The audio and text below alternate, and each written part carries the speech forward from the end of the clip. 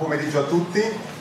Direi di iniziare questo incontro, dato che siamo in orario, in quanto allora buon pomeriggio a tutti, sono Angelo Paganin, direttore della cooperativa Cantiere della Provvidenza, e con piacere sono qui a moderare l'incontro che è stato voluto dalla rete della Via della Seta per presentare anche questo aspetto nella nostra provincia, proprio all'interno di Agrimont. E quindi vogliamo anche ringraziare Longarone Fiere ed Agrimont, che ha voluto in questa edizione valorizzare le tre filiere: la filiera della canapa, la filiera del fagiolo di Lamon e per la prima volta anche la filiera della gelsibachicoltura, quindi del baco da seta.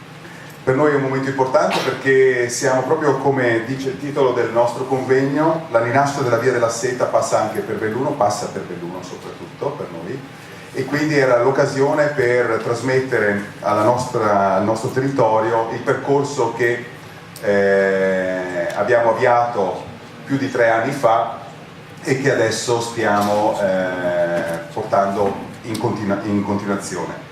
L'iniziativa abbiamo dei partner di questa iniziativa: Veneto Agricoltura, il BIM, il Consorzio dei Comuni Piave, il CREA di Padova e ovviamente anche Longarone Fiera. Saluto anche il rappresentante del Consiglio di amministrazione di Longarone Fiere, Giorgio Bosa, che ci stanno ospitando in questa sede.